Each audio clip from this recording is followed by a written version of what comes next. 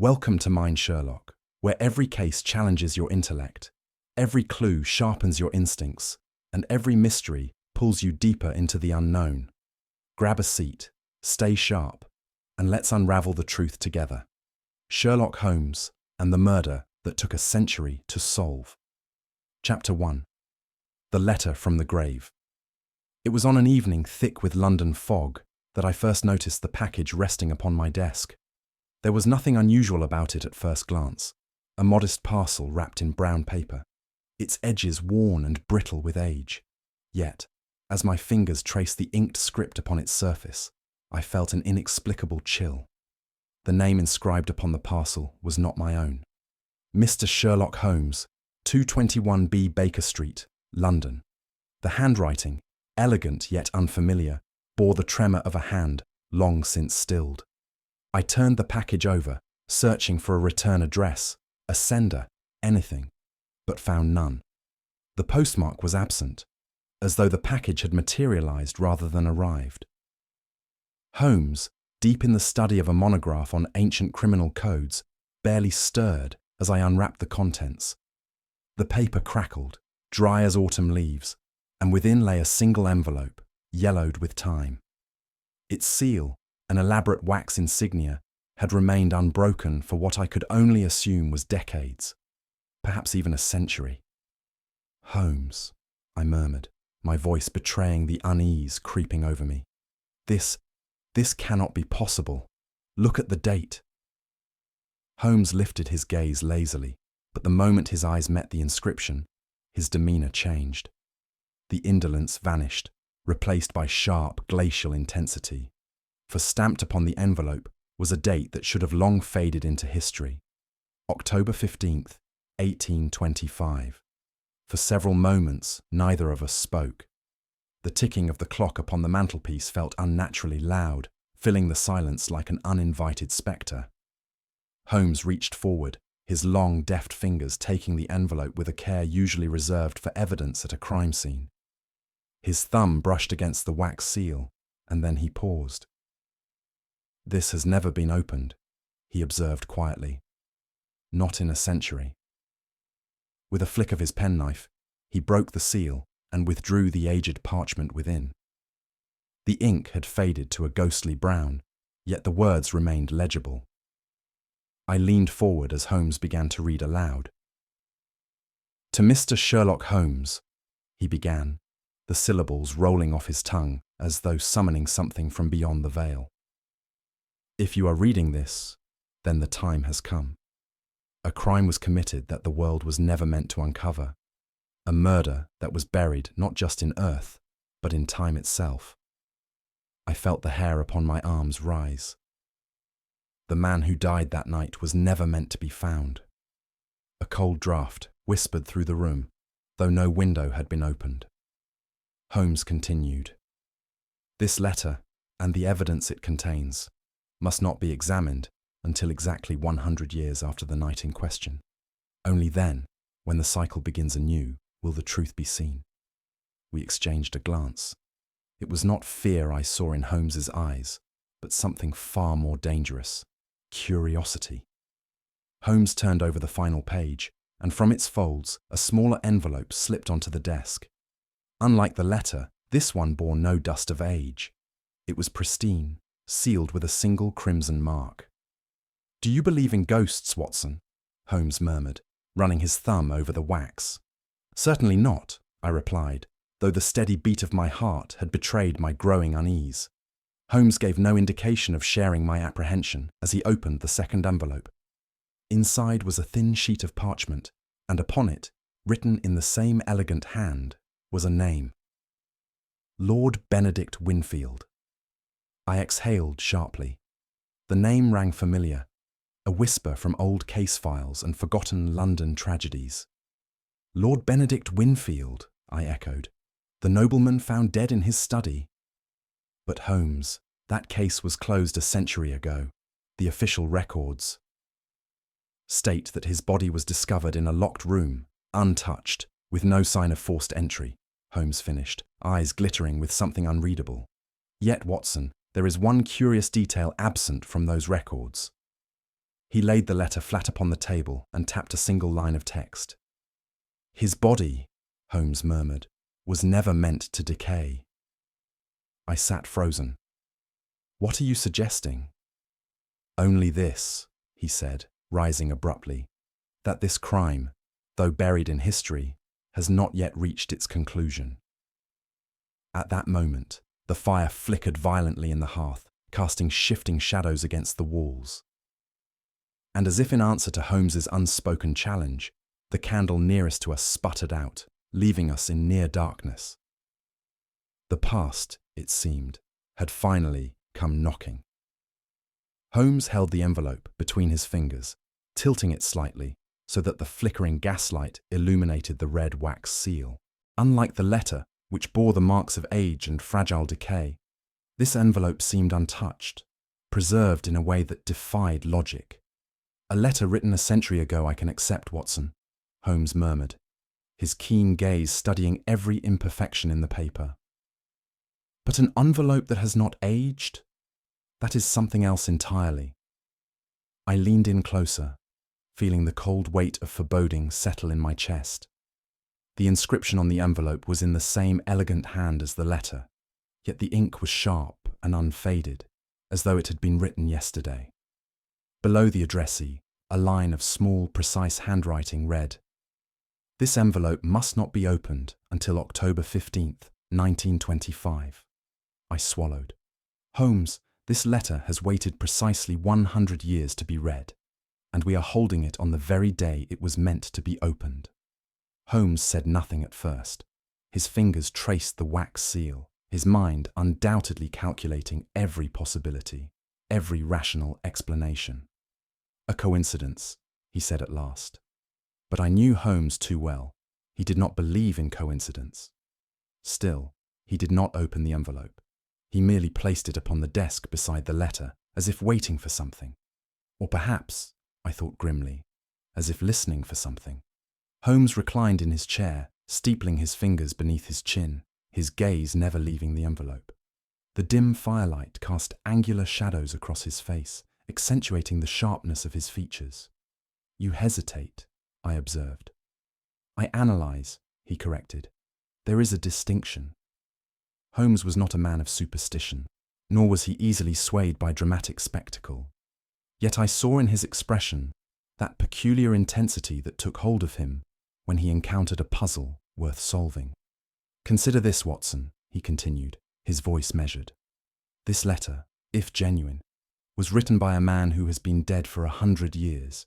It describes a crime long since buried in the annals of time. And now, today, on the precise date dictated by the author, it has arrived in our hands." He leaned forward, his piercing gaze meeting mine. "Tell me, my friend, does that not intrigue you?" I hesitated. It did. And yet, there was something unsettling about the whole affair, as though we were being led by unseen hands into a mystery that refused to stay buried. "We should verify its authenticity," I suggested. Holmes smiled, but there was no amusement in it. "Oh, my dear Watson," he said softly, "I have no doubt that it is authentic. The question is, why now?" Holmes rose suddenly and strode toward the bookshelves, his movements quick and precise. He ran his fingers along the spines of several old tomes before extracting a dusty volume of archived case files. "Benedict Winfield," he muttered, flipping through the pages. "A nobleman of high standing, found dead in his study, the door locked from the inside. No sign of struggle, no apparent cause of death." He snapped the book shut. A textbook example of the locked room mystery, and yet, he gestured toward the letter on the desk. It would appear the victim himself wished the case to be solved, a century later.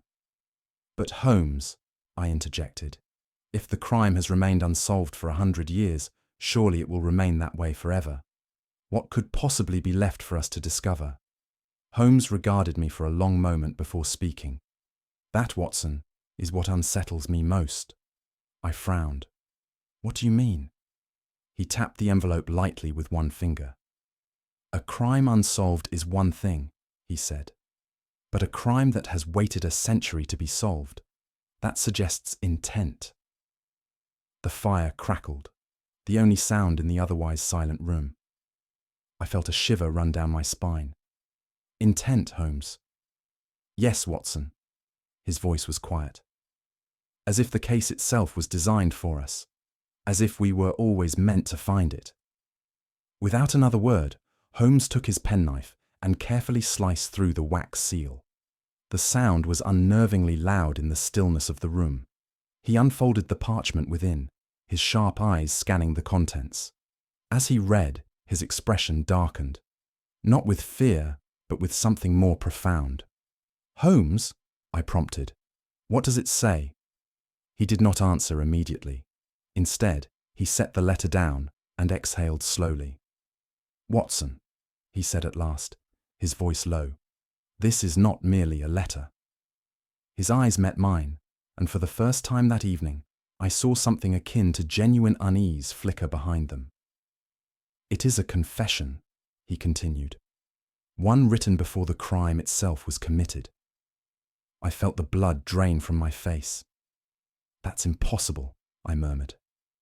Holmes leaned forward, fingers clasped before him. "Impossible," he echoed. "Perhaps, or perhaps, Watson, we have just stumbled upon something far more unsettling. A murder that defied time itself." A gust of wind rattled the window panes, and at that precise moment, the fire in the hearth flickered violently before extinguishing altogether. The room plunged into darkness. Chapter 2. The Ghosts of 1825. The road stretched before us, a narrow ribbon of cobbled stone winding through the desolate countryside.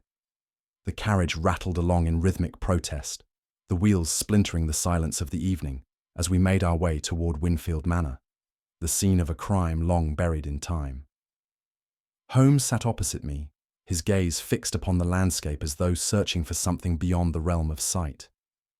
He had spoken little since we departed Baker Street, and yet his mind was undoubtedly in motion, weaving together the fragmented pieces of a mystery that defied the very nature of time itself. "You have been uncharacteristically silent, Holmes," I remarked at last, watching as he absently tapped his fingers against the side of his knee.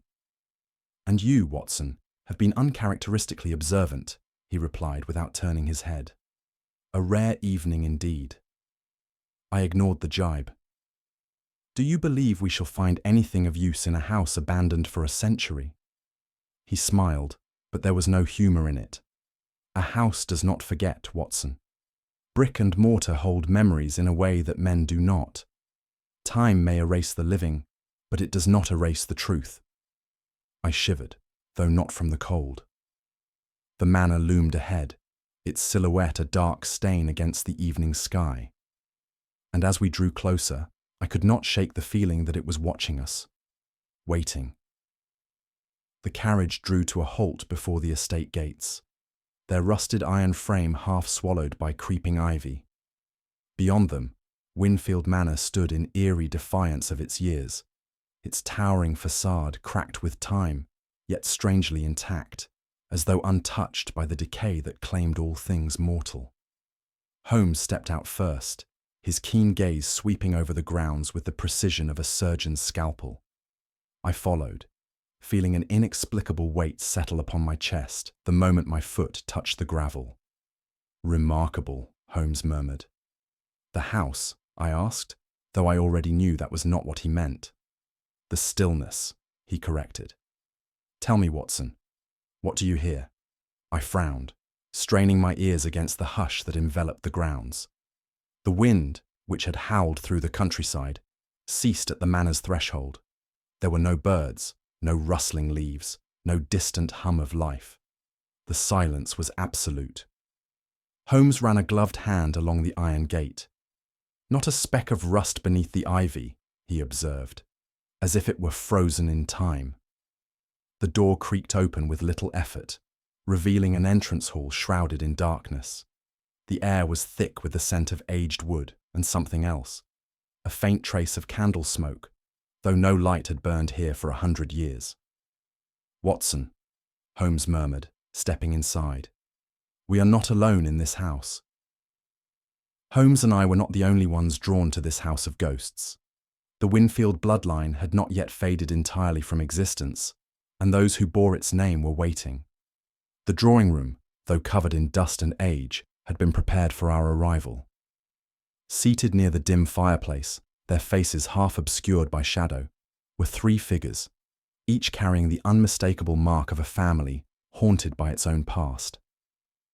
An elderly woman, her frame draped in mourning black, regarded us with pale, sunken eyes. A middle-aged man, gaunt and weary, clenched his hands together as though bracing against an unseen force. And lastly, a young woman, no more than 20, whose trembling hands belied the quiet defiance in her stare. Holmes inclined his head politely. The last of the Winfields, I presume.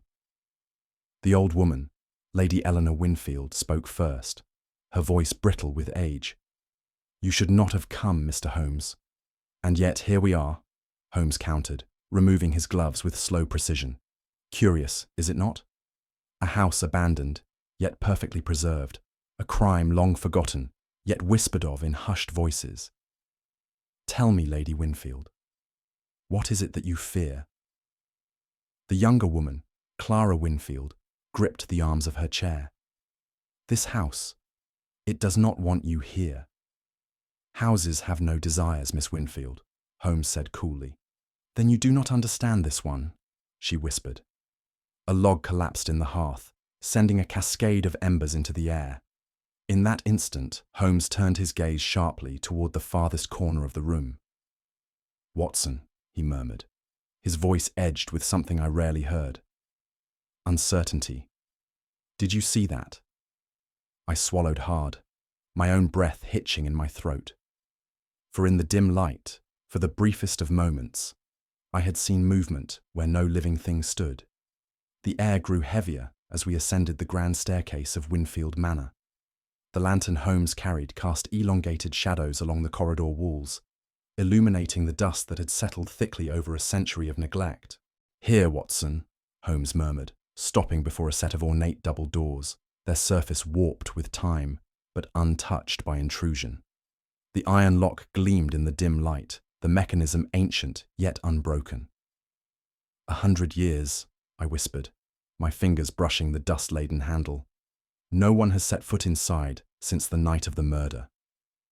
Holmes produced a set of delicate instruments and worked the lock with practiced precision. A faint click echoed through the corridor, unnervingly loud in the hush that enveloped us. The doors creaked open. A stale breath of air met us, carrying the scent of age and something else, a trace of candle smoke, as if the flames had only just been extinguished. Holmes stepped inside, his keen gaze sweeping over the chamber, untouched by time. The room was exactly as it had been left that night. A high-backed chair, its upholstery stiff with age, stood beside a heavy oak desk. Books lay open, their pages yellowed but undisturbed. And there, at the very centre of the room, lay the remnants of the past, a faded outline upon the rug, the place where Lord Benedict Winfield had been found dead. The silence pressed down upon us. Holmes exhaled slowly. Watson, he murmured, his voice barely above a whisper. Look at the dust. I did, and I felt my stomach turn. There were footprints in the room, and they did not belong to us. Holmes crouched beside the faint imprint of a shoe, his expression unreadable. These tracks, he muttered, tracing the outline with a gloved finger. They lead from the desk to the door. But that's impossible, I said. No one has entered this room in a century. Holmes did not respond immediately. Instead, he reached into his coat pocket, withdrew a small case, and removed a fine brush. With delicate precision, he dusted the wooden surface of the desk, where Lord Winfield had supposedly taken his last breath. And then he stopped. I stepped closer, but Holmes lifted a hand to silence me. He held the lantern higher, angling the light over the desk's polished surface. There, stark against the dust that had lain undisturbed for 100 years, was a fingerprint. A fresh fingerprint. Holmes exhaled sharply through his nose. "Watson," he said, his voice carefully measured. "Tell me, how long do you suppose a fingerprint remains visible before it fades into time?" I could scarcely breathe. "Minutes? Hours, perhaps," he continued, his gaze flicking to mine. I nodded mutely. Holmes straightened. "Then I ask you," he murmured, "how is it that we have found one here, left no more than a few moments ago?" The fire in the hearth, which had lain cold and dead for a century, crackled faintly, and the candle upon the desk, unlit for 100 years, smouldered softly, a single wisp of smoke curling into the air.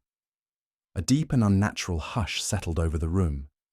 The flickering lantern cast shadows along the walls, their forms shifting, stretching, moving. Holmes turned sharply, his eyes darting to the heavy velvet curtains drawn over the windows. He strode toward them, fingers tightening around the fabric. "If the air is still, Watson," he said softly, "then explain to me, why do the curtains sway?" I had no answer. Holmes wrenched them apart. The windows were bolted shut. The draft that had stirred the fabric had come from nowhere. A soft creak echoed from behind us. I whirled around, my breath catching in my throat. The chair where Lord Winfield had sat moments before his death, had shifted. "Holmes," I whispered, "something, is in here with us." Holmes did not move, did not blink. His keen eyes were locked onto the desk, his mind racing through possibilities. "No," he said at last. "Not something, Watson." His fingers traced the rim of a small circular indentation in the wood, as if an object, perhaps a glass, had rested there not long ago. Someone. The door behind us groaned, and then, before either of us could react, it slammed shut. The impact of the door slamming shut sent a gust of stale air rushing past us. I lunged for the handle, but it refused to yield. "Locked," I gasped. Holmes remained deathly still, his mind clearly working at a fevered pace. "Of course it is," he muttered. "Holmes, this is no time for deductions. Someone has locked us in." He turned to me, his gaze unreadable. "Watson," he said, his voice unnervingly calm, "there is no keyhole on this side of the door. It was bolted from within." I felt my skin prickle. "But that's impossible," I stammered. "Who could have—" A sound cut through the darkness, a soft exhale. Not mine, not Holmes'. And then, from the very center of the room, came the distinct creak of footsteps, the sound of polished shoes shifting ever so slightly upon the wooden floor. Holmes turned sharply toward the empty space before us. "Show yourself," he commanded. Nothing. And then, a whisper. So faint, so distant that I could scarcely be sure it was real. "Leave this place." The lantern flickered. The shadows moved, and the past, long buried, long forgotten, began to stir. Cliffhanger. Ending. I reached for Holmes, my voice barely a whisper. "Holmes, we are not alone." Chapter 3. The timeless clue. The room seemed to exhale as the door wrenched open. Cold air rushed in from the corridor, sweeping away the oppressive stillness that had gripped us only moments before. I stumbled backward, my heart hammering, while Holmes strode forward with unnerving composure, his sharp gaze scanning the threshold. "A convenient rescue," I muttered, wiping the cold sweat from my brow. "But by whose hand?" Holmes did not answer at once. He pressed his fingers lightly against the inside of the door, where the bolt had inexplicably undone itself. The wood bore no signs of force. "Someone, or something, ensured that we were not meant to remain in that room," he murmured. I shuddered. "And yet, Holmes, I cannot shake the feeling that we were not meant to leave either." He turned to me, his expression unreadable. "Quite so, Watson, which means we must ask ourselves a question. If we were locked inside, then who walked across that dust-laden floor before us? Who left behind a fingerprint that should not exist? I felt my mouth go dry. Holmes' lips pressed into a thin line. This crime, my dear Watson, is not a matter of who. It is a matter of when. And with that, he strode down the corridor, leaving me no choice but to follow. Holmes led us beyond the manor's crumbling corridors, out into the vast expanse of its overgrown gardens. The moon hung low over the land, casting the tangled ivy and skeletal trees in ghostly silver. It was there, at the farthest edge of the estate, that Holmes stopped. Before us stood a forgotten grave.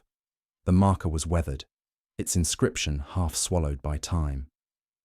I knelt, brushing aside the damp moss with gloved fingers. The name upon the stone sent a chill coursing through my veins. Benedict Winfield, I read aloud. Holmes, the victim's grave has stood here for a century. Why bring us here? Because, Watson, Holmes murmured, this is not the only one. He turned, walking 10 paces southward, before pointing to another headstone, identical in every way, except for the date. 50 years apart, I breathed. 2 men, both buried in the same ground, with the same name and the same cause of death. Holmes nodded, his eyes dark with thought. And yet, Watson, he said, one cannot die twice. A breeze whispered through the trees, stirring the ivy. I felt a terrible realization settle upon me. Holmes, are we to believe that someone— No, he interrupted, his voice cold. Not someone. Something. The night air seemed to hold its breath. We left the graveyard behind and returned to the manor, where Holmes demanded access to the family's archival records. The remaining Winfield heirs, pale and silent, complied without hesitation, as if eager to be rid of the burden that their past carried.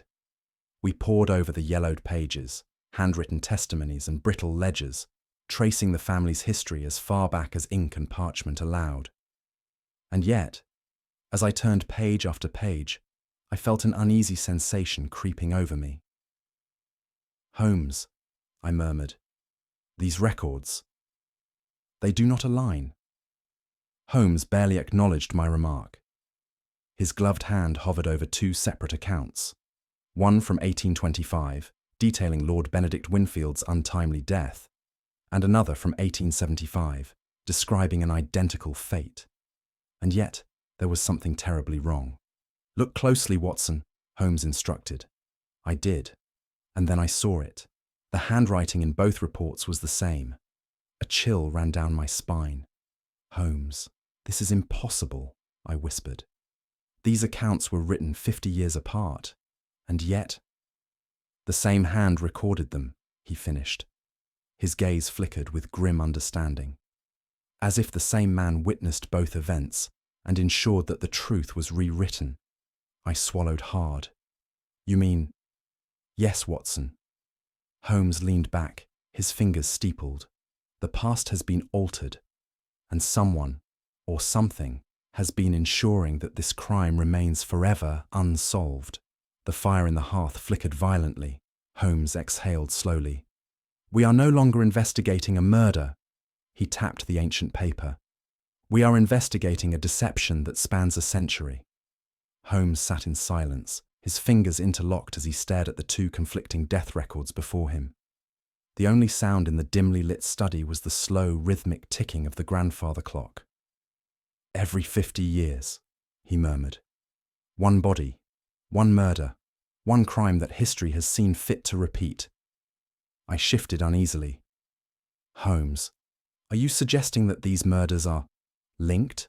That this is not coincidence, but design? He exhaled sharply. Watson, if the first crime was truly committed in 1825, and then mirrored precisely in 1875, then we are faced with a rather chilling possibility. And that is, that in 1925, the cycle is due to repeat itself once more. A cold weight settled upon my chest.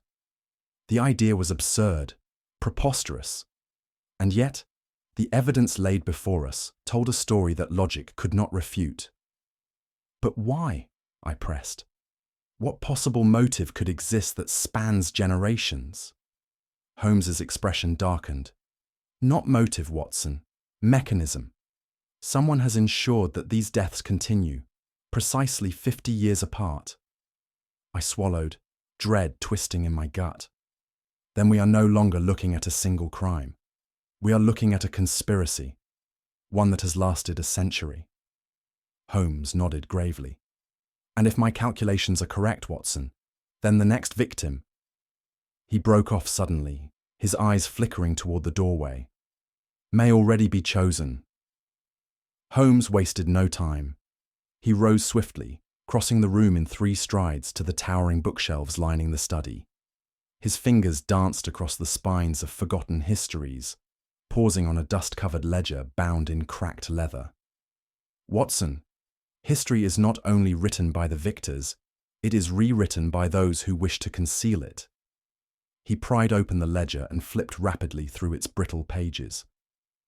And if these murders were never meant to be solved, then it stands to reason that someone has spent the last century ensuring they remain obscured. I stepped closer, peering over his shoulder. A secret society. Holmes shook his head. Not necessarily a society, Watson, but rather an entity, a presence that has persisted for over a century, orchestrating these crimes from the shadows. I felt my breath hitch. Then we are not just dealing with a murderer. We are dealing with something far greater, an architect of deception. Holmes's fingers tightened on the page. Precisely. The fire crackled in the hearth, casting long shadows upon the walls. Holmes turned to face me fully, his sharp eyes glinting in the dim light. And if this architect still exists, he said slowly, then it will not let us proceed unchecked. A gust of wind rattled the window panes. We were being watched. We set out at dawn, returning to the grave where the second victim had been unearthed. The air was thick with mist, curling low over the tombstones like spectral fingers. Holmes crouched beside the remains, his keen eyes scanning the weathered bones with an intensity that made my skin crawl. This body, he muttered, should not be here. I frowned. What do you mean? I mean, Watson, that the second victim was never supposed to be found. He gestured toward the ribcage, the arm bones, the remnants of a decayed skull. The first body was a spectacle, a nobleman, found dead in his own home. But this, he exhaled sharply. This was meant to be buried and forgotten. Then, suddenly, he froze. His fingers brushed against something on the surface of the exposed clavicle. A mark, etched into the very bone itself.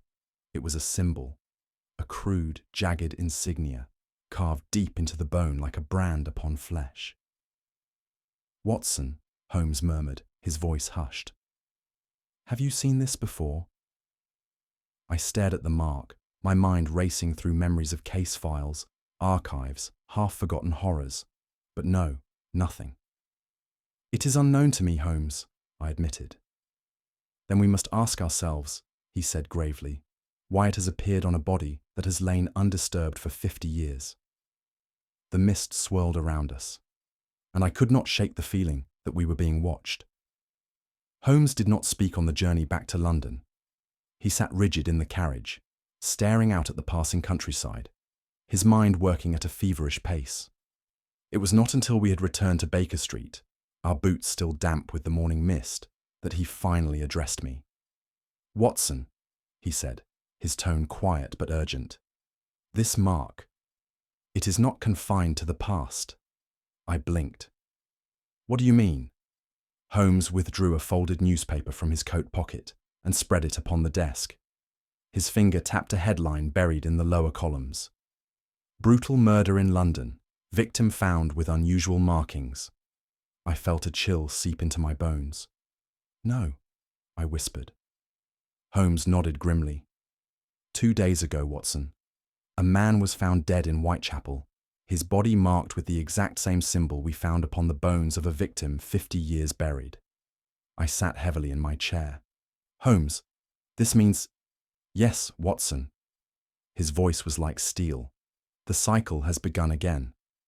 The past was no longer a relic. It was reaching into the present. Holmes stood in the dimly lit study, his gaze fixed on the name that had surfaced from the depths of the century-old records. I leaned over his shoulder, peering at the faded documents spread out on the desk. Chapter 4. The Man Who Never Died. Holmes stood in the dimly lit study, his gaze fixed on the name that had surfaced from the depths of the century-old records. I leaned over his shoulder, peering at the faded documents spread out on the desk. Elijah Gray, I read aloud, the name strange on my tongue. A key suspect in the 1825 case, yet recorded as dead in 1840. What of him, Holmes? Holmes's eyes were sharp with intensity. What of him indeed, Watson? For it seems that Mr. Gray has been cited not once, but twice in recent weeks, by those who claim to know him well. I frowned. But that would mean... Yes, Holmes interrupted, his tone clipped. It would mean that a man who died over 80 years ago has somehow managed to remain very much alive, and he has taken an interest in our investigation. A silence stretched between us, broken only by the ticking of the clock on the mantel. The implications of what Holmes was suggesting seemed absurd, fantastical even, and yet the evidence was there, staring us in the face. But Holmes, how is that possible? I demanded. It is not a question of how, Watson, Holmes replied coolly, pulling on his overcoat. It is a question of why. We must find Mr. Gray. The game, it seemed, was afoot. The fog lay thick over the streets of London as Holmes and I navigated the narrow alleyways of Whitechapel. Our destination was a dilapidated lodging house, the last known address of Elijah Gray, according to the records Holmes had uncovered. A man evading time itself would not be so careless as to leave an address, I muttered, my skepticism thickening with each step. On the contrary, Watson, Holmes said, his voice barely a whisper against the night air. A man who believes himself beyond consequence may become careless indeed. As we approached the building, a shadow shifted in the upper window. Holmes paused, his sharp eyes narrowing as they followed the movement. Watson, he murmured, I believe our quarry is aware of us. I glanced upward just in time to see the curtains fall shut, the distinct sensation of being watched sending a shiver down my spine. He knows we're here, I said. Precisely, Holmes replied, and if I am not mistaken, he has been expecting us. Without another word, Holmes strode to the door, his cane tapping smartly against the cobblestones.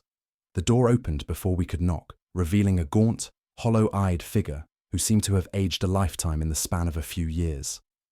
Mr. Gray, I presume, Holmes said, his tone deceptively light. The man's eyes flickered with recognition, a recognition tinged with fear. I knew you would come, he whispered. It was only a matter of time. Elijah Gray's eyes never left Holmes as we entered the dimly lit room, the air thick with the scent of dust and decay. The furniture was sparse, the windows shuttered, and the walls lined with stacks of old papers, as if the man had spent decades in hiding. Holmes took a seat, his gaze steady on the trembling figure before him. Mr. Gray, he began, I suspect you know why we are here. The man gave a bitter laugh, his voice rasping from disuse. You seek answers to questions that should have died with me, Mr. Holmes. But they did not, did they? No, they have a way of resurfacing, just as I do. Holmes leaned forward, his interest piqued. Your records state that you died in 1840, yet here you are. How is it that you appear untouched by time? Gray's hands twisted in his lap. Because time is a lie, Mr. Holmes, a lie constructed to hide the truth. Holmes's eyes narrowed. And what truth is that? Gray swallowed hard. That the crime of 1825 was never meant to be solved. The victim, the crime, it was all a facade, a distraction to conceal a far darker conspiracy. And your part in it, Holmes pressed. I was the witness, Gray whispered, his voice hoarse. The witness who saw too much, who knew too much. They erased my life, but they could not erase my memory. I felt a shiver run down my spine. Who are they, Mr. Gray? His eyes darted to the window, fear tightening his features. They have no name, no face. They are the architects of time itself, Mr. Holmes, and they have kept the past buried for a century. Holmes rose sharply, his expression cold. And now, Mr. Gray, it would seem that they have come for you. A sudden creak of footsteps sounded from above, and Gray's face turned ashen. No, he whispered. They are already here. Holmes remained still, his sharp gaze fixed upon the gaunt figure of Elijah Gray.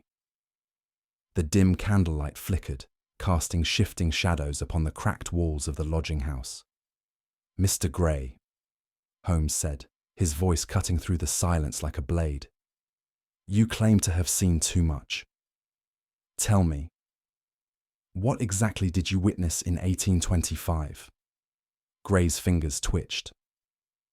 I saw a murder, and yet the body was found only days later, with no sign of decay, Holmes pressed. A man locked in his study, untouched by time. How is it that he appeared preserved? Gray let out a shuddering breath. Because, Mr. Holmes, the murder was never meant to be real. I felt my skin prickle. Explain, Holmes demanded. Gray swallowed hard. The crime was orchestrated, a deception of the highest order. The nobleman, Lord Benedict Winfield, was not meant to die that night. He was meant to disappear. I stiffened. But his body... A body was found, yes, Gray interrupted. But tell me, Doctor, if the corpse you examine is not truly dead, what would you see? A chill ran down my spine. Then the true question is not who committed the crime, Holmes murmured, his fingers steepled, but why the world was meant to believe it had happened. Gray's voice dropped to a whisper. Because the truth, Mr. Holmes, was far more dangerous than the crime itself. Holmes's expression did not waver. He rose from his chair, adjusting the cuffs of his coat with practiced ease. There is something you are not telling us, Mr. Gray, he said smoothly. A crime faked, a body that should not exist, and a witness who has survived beyond his time. None of it aligns without an unseen force guiding the narrative. Gray hesitated. Who ensured that the crime remained unsolved? Holmes pressed. Gray exhaled shakily, his eyes darting toward the shuttered window. You must understand, Mr. Holmes, that some truths were never meant for the light of day. There are those who have devoted themselves to burying them, men of influence, men who exist outside of time itself. I felt a creeping sense of dread. A secret society? Gray nodded. The custodians of the veil. For generations, they have ensured that certain truths remain hidden. The murder of Lord Winfield. It was their design, their warning to those who sought too much. And yet, you still live, Holmes observed. Gray let out a bitter laugh. No, Mr. Holmes, I have merely been left to watch. Holmes's eyes darkened. And now, Mr. Gray, they are watching us. At that moment, a sharp knock echoed through the room. Gray's face drained of all colour. It's them, he whispered. Holmes moved swiftly, snuffing out the candle in one motion. We were plunged into darkness, save for the sliver of moonlight filtering through the gaps in the shutters. Do not move, he murmured. The knock came again. 3 measured beats, deliberate and unhurried. Gray's breath came in ragged gasps. Holmes, I whispered. Whoever is out there. I know, Watson, he interrupted. His voice was eerily calm. Which is why we must let them believe we are not here. A moment of silence stretched unbearably, the tension in the room thick as fog. Then, the sound of footsteps retreating. Holmes remained motionless, his head tilted slightly, listening. Only when the echo faded into the distance did he speak. We have little time. He struck a match, relighting the candle. Its glow flickered upon the aged papers scattered across Gray's desk. Holmes's sharp gaze danced over them, his fingers moving rapidly as he sorted through the brittle pages. "Watson, look here." I stepped closer. Scrawled across several documents were records of 3 deaths, each 50 years apart. The details were identical: the same cause, the same location, the same inexplicable preservation of the body. "It was never one murder," I breathed. "It was a cycle." Holmes straightened, his jaw set in grim determination. "And the cycle is about to begin again." Holmes turned to me, his expression unreadable. "Watson, tell me, what year is it?" I frowned. 1925, of course." "Exactly." He tapped the document with a single gloved finger. "The first crime, 1825. The second, 1875. And now, another 50 years later, the pattern is set to repeat." Realization dawned upon me like a terrible weight. Then someone else is about to die. "Not someone, Watson." Holmes's voice was barely above a whisper. "The next victim has already been chosen." A terrible silence filled the room. The implications were too dreadful to ignore. "Holmes," I said, my voice hoarse, "who is it?" He turned slowly, his gaze like ice. "If my deductions are correct, Watson." He exhaled sharply, as if weighing the very gravity of his own words. "Then the next victim is me." Chapter 5. The clock strikes twice. Holmes stood by the window, his silhouette sharp against the glow of gaslights flickering in the fog-bound streets below. His keen gaze was distant, yet his mind was alive, calculating, assembling the final pieces of a puzzle spanning a century. "Watson," he said without turning, "this game has gone on long enough." I swallowed. "Then you know who is behind it." "Not just who, but how." He turned to face me, his expression unreadable. "And it is time to bring our ghost into the light." Holmes strode across the room, retrieving a slip of parchment from his desk. He handed it to me.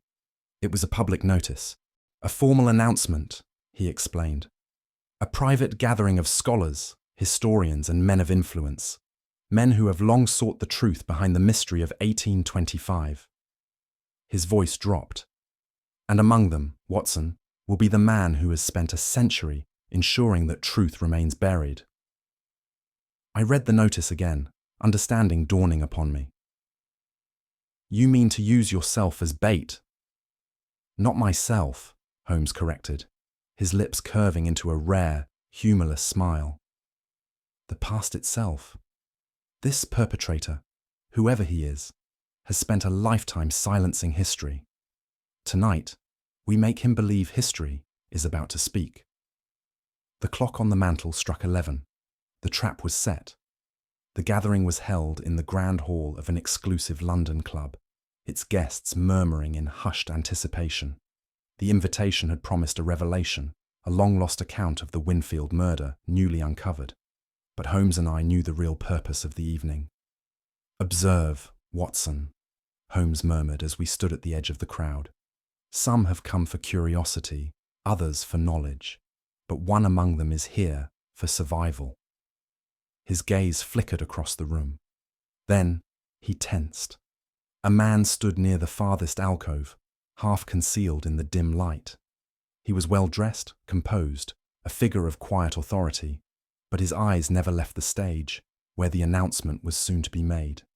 "There," Holmes murmured, his voice sharp with certainty. "The one who has always watched from the shadows, ensuring that history remembers only what it is told to." The hall's master of ceremonies stepped forward, clearing his throat. "Ladies and gentlemen," he began, "tonight we unveil a truth buried for a century. A truth about the death of Lord Benedict Winfield." A sharp intake of breath from the shadowed man, his fingers clenched at his side. And then Holmes stepped forward.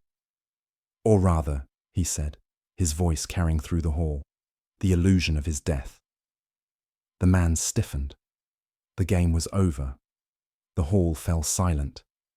The guests turned their eyes to Holmes, some in confusion, others in intrigue. Holmes smiled, a slow, deliberate expression. You see, he continued, stepping forward, for a century, the world has believed that Lord Benedict Winfield perished in 1825, murdered in his locked study, his body untouched by time. He let the words hang in the air. But what if I told you that Winfield did not die that night, that the corpse discovered was not his at all? A murmur swept through the hall. The shadowed man, the mastermind, remained frozen, though I could see his breathing had quickened. Holmes continued, The truth, my friends, is that Winfield orchestrated his own murder. He disappeared into the night, leaving behind a carefully placed cadaver, one that would set in motion a deception lasting a century. Gasps erupted from the crowd. I stepped forward. But why? I demanded. What purpose did such a deception serve? Holmes' gaze never left the mastermind. Because Winfield was not merely a nobleman, he said. He was the architect of a secret society, a society that has spent the last century rewriting history. And in order to control the narrative, the leader had to vanish, to become a ghost. And then, the shadowed man moved. Holmes's hand shot out, gripping his wrist before he could flee. Checkmate, Holmes whispered.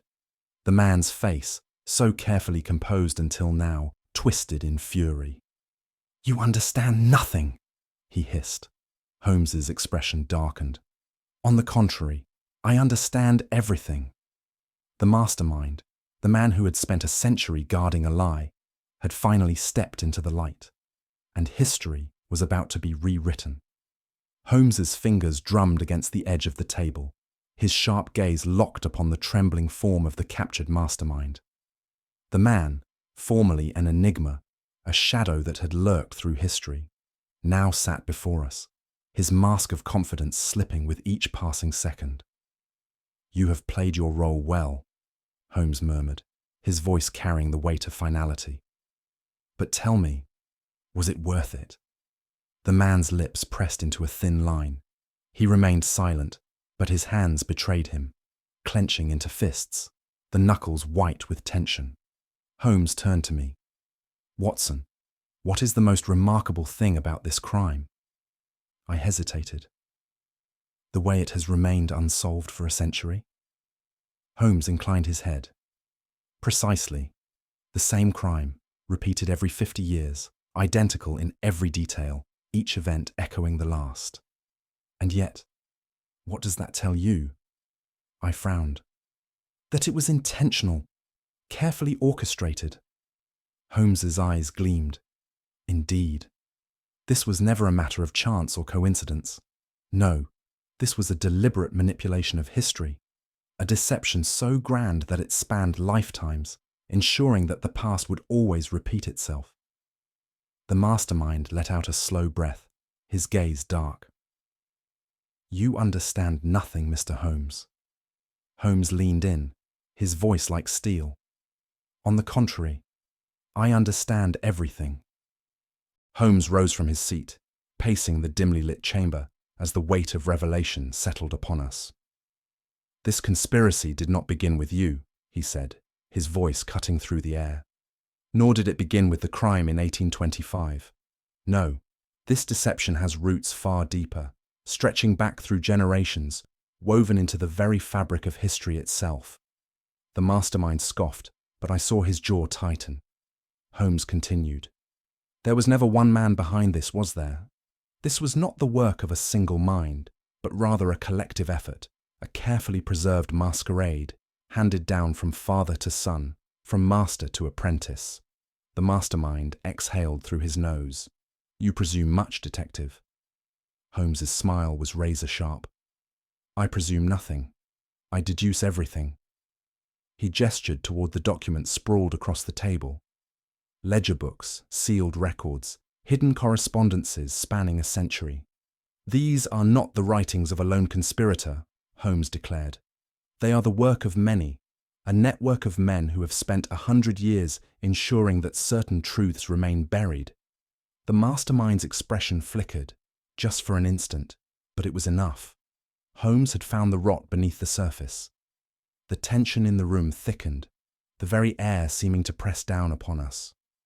Holmes stood before the mastermind, his keen gaze dissecting the man's every movement, every flicker of unease. "Tell me," Holmes said softly, "how does it feel to serve a lie?" The mastermind clenched his jaw. "You believe you have uncovered the truth, but you fail to see the grand design, Mr. Holmes." Holmes's expression darkened. "A grand design, you say?" "A charade that has cost innocent lives. That is not design, sir. That is cowardice."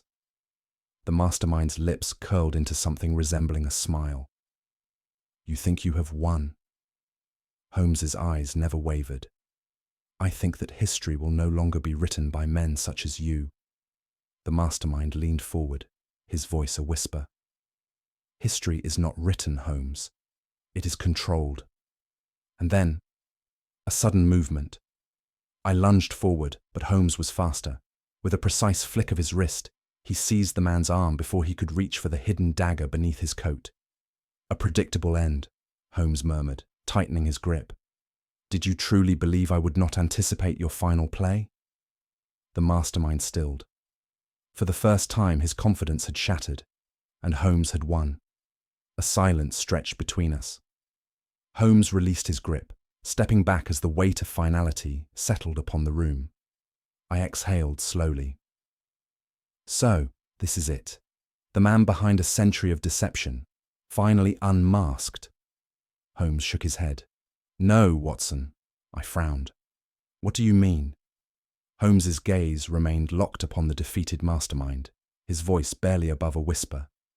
"The real murderer was never a man." A chill ran down my spine. "What?" "It was a name," Holmes continued. "A title, passed down through generations. A role played by different men across time, each one inheriting the sins of his predecessor." The mastermind let out a breath of laughter. "You see now, don't you?" he murmured. "I was never the first, and I shall not be the last." Holmes's expression remained unreadable. "No," he said quietly. "It ends here." The clock on the mantel struck midnight. The cycle, at long last, was broken. As we stepped into the cold London night, I turned to Holmes. "Do you truly believe it is over?" Holmes's gaze flickered toward the fog-shrouded streets, where unseen figures still lurked in the shadows. "For now, Watson," he murmured. "But history is a patient thing. And somewhere, in the dark corners of the city, the past waited, watching, waiting to be reborn." Chapter 6. The Crime That Never Happened. Holmes stood motionless, his sharp gaze fixed upon the trembling mastermind who now sat before us, wrists bound, face pale beneath the flickering candlelight. Yet, even in his defeated state, there was something unsettling about the man's expression. Something that hinted at a secret, yet unspoken. "You believe this ends with me?" the man murmured, his voice hoarse. Holmes tilted his head slightly. "I believe that you are merely one link in a far longer chain." The man let out a dry chuckle. "Then you understand nothing at all, Mr. Holmes." Holmes stepped forward, his expression unreadable. "On the contrary, I understand that this crime, the so-called murder of Lord Winfield, was never meant to be solved because it was never committed by a single hand. It has passed from one conspirator to the next, generation after generation, each inheriting the crime like a cursed legacy." The man smiled, a cold, knowing smile. "The past does not belong to the dead, Holmes. It belongs to those who control it." Holmes exhaled, the final piece of the puzzle clicking into place. "Then tell me," he said softly, "who controls it now?" The mastermind leaned forward, his voice barely above a whisper. "Not who, Holmes. When." I felt a chill run through me. "Holmes," I said, my voice low. "What does he mean?" Holmes did not answer at once. His gaze was distant, his mind racing ahead of us all. "For 100 years," he murmured at last, "this crime has been repeated. Not once, not twice, but over and over again, each time enacted by a new hand, yet always following the same pattern. The same locked room, the same untouched body, the same chilling absence of decay. I swallowed hard. But why? What purpose could such a deception serve? Holmes's eyes darkened. Because it was never about the murder itself, Watson. It was about control. Control of history, control of power. By keeping the crime alive, they have ensured that no one would ever dare to question it.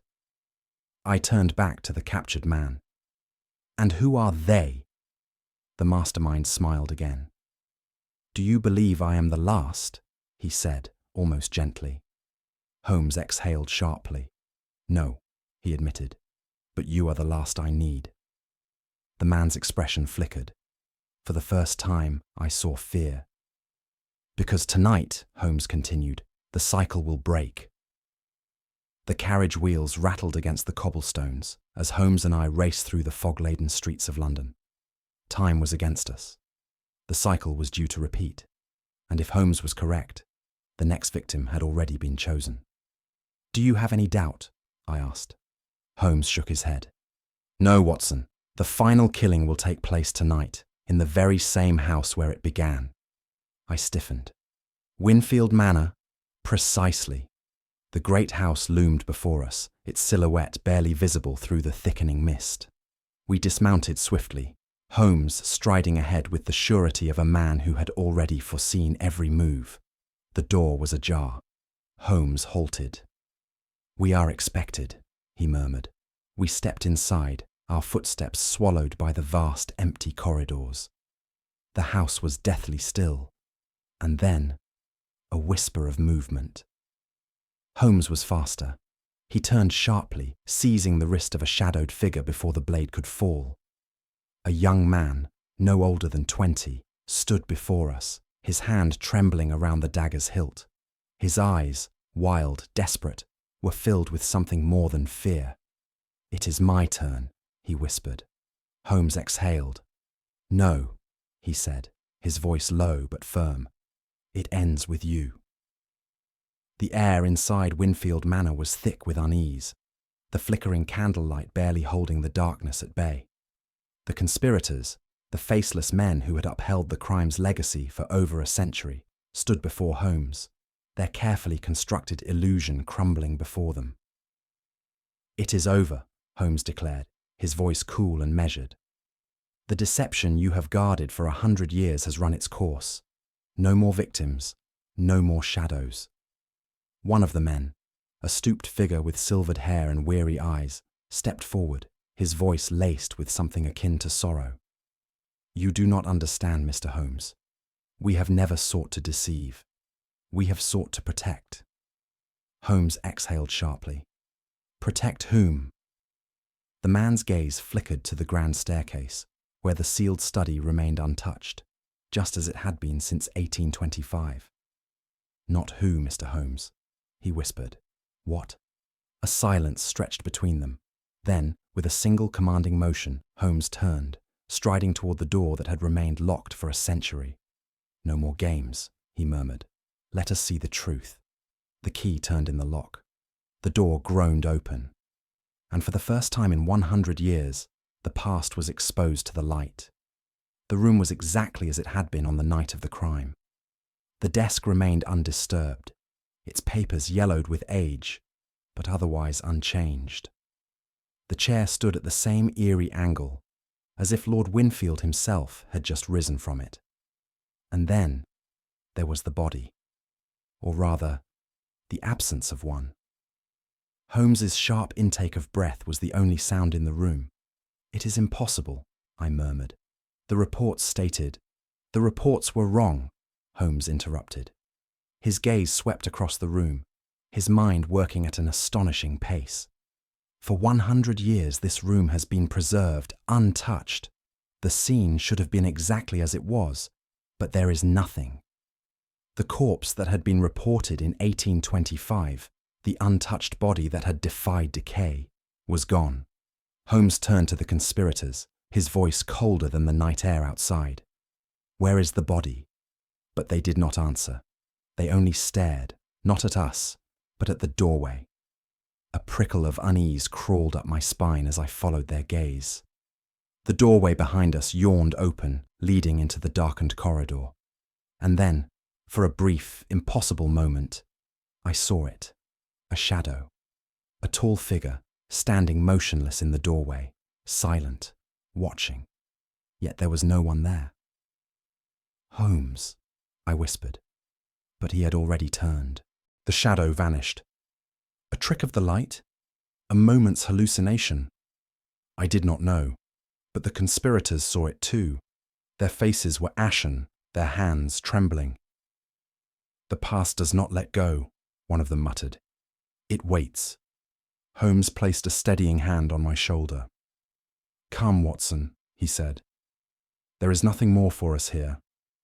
Yet, as we stepped out into the night, I could not shake the feeling that something, someone, had watched us leave, and that it was not yet finished with us. The fog had thickened by the time we returned to Baker Street, curling through the gas-lit streets like whispers from a forgotten time. I poured myself a brandy, but my hands would not stop shaking. "Holmes," I said at last, "do you believe it is truly over?" He did not answer immediately. Instead, he gazed out the window, watching the shadows shift beneath the street lamps. Then, at last, he spoke.